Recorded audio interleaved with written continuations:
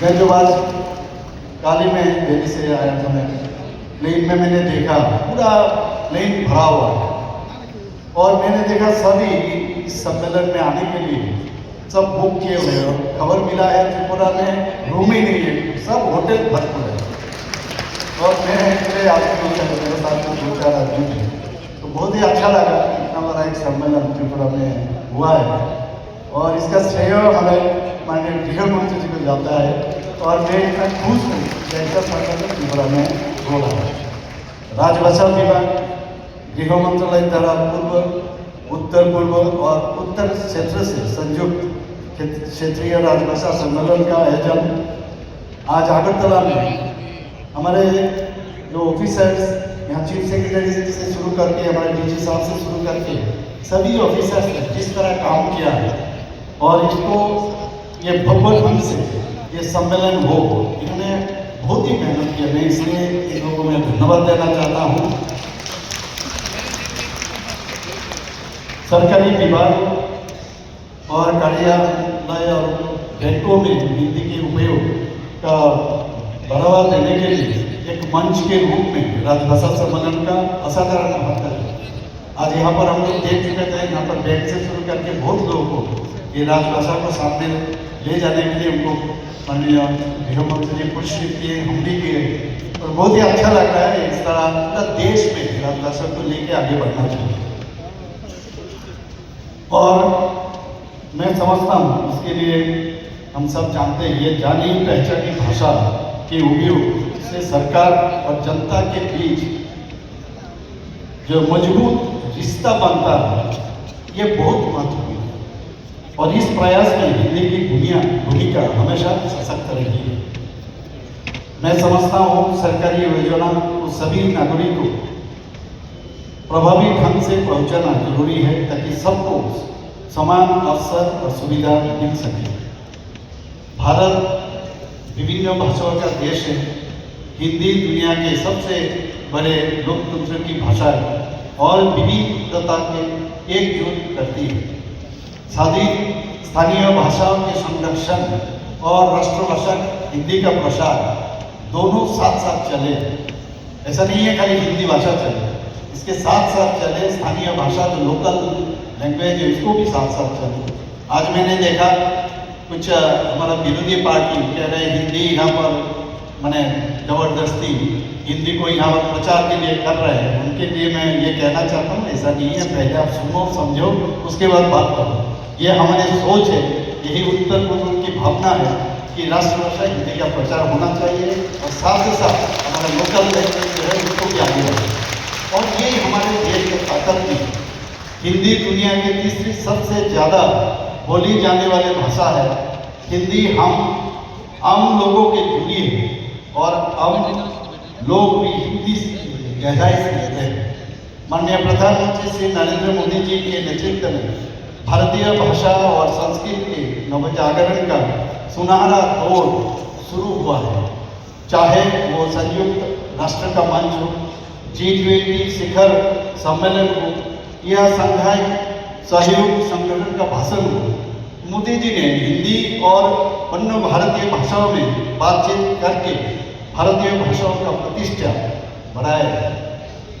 पूर्व प्रधानमंत्री डॉक्टर बिहारी वाजपेयी जी ने संयुक्त राष्ट्र महासभा के सत्र में हिंदी में ऐतिहासिक संबोधन देकर विश्व मंच पर हिंदी भाषा का मान बढ़ाया।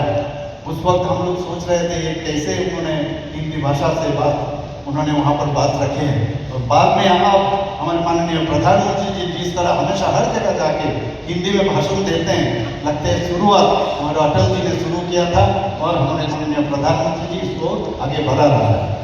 हिंदी भाषा का शब्दकोश बहुत समृद्ध है। ये जो एक भाव है और उसके भाव को व्यक्त करने के लिए सैकड़ों शब्द मौजूद हैं। हिंदी को संस्कृत की संपदा और नए शब्द बनाने की शक्ति विरासत में मिली है। ऐसा नहीं है काल हो गया बच्चों है, ये ट्रेडिशनली ये मिला है। देशी भाषाओं और अपनी बोलियों से भी शब्द लेने में वो कई झिझक नहीं रुकती। अंग्रेजी में मूल शब्द करीब 10,000 है, 10,000, जबकि आप सुनकर बहुत खुश होंगे, जबकि मूल शब्दों की संख्या हिंदी के 2.5 लाख से भी ज्यादा है। 20 में भारत के विभिन्न भाषाओं के विकास और अभ्यास के क्षेत्र में विशेष महत्व दिया गया है। मातृभाषा में पढ़ाने और सीखने की प्रक्रिया को विद्यालय और उच्च शिक्षा के हर स्तर पर शामिल करने की पहल की गई है। अधिक से अधिक उच्च शिक्षा संस्थानों में मातृभाषा या स्थानीय भाषा के माध्यम से सभी निर्देश देने की सिफारिश की गई है इस 2020 राष्ट्रीय शिक्षा नीति में।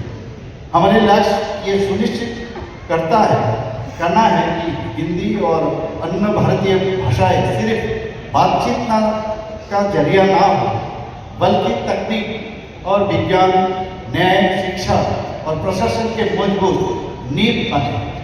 इस विविधता के बीच भी प्रशासनिक समन्वय, राज्य के बीच संपर्क और केंद्र के साथ निर्बाध संबंध बनाए रखने के लिए ऐसी भाषा की जरूरत होती है जो सबको जोड़ सके।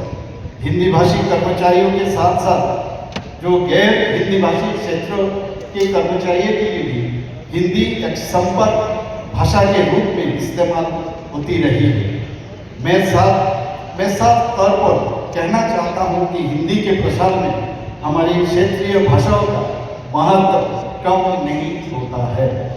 हमारे स्थानीय भाषा हमारी पहचान है, हमारी आत्मा है।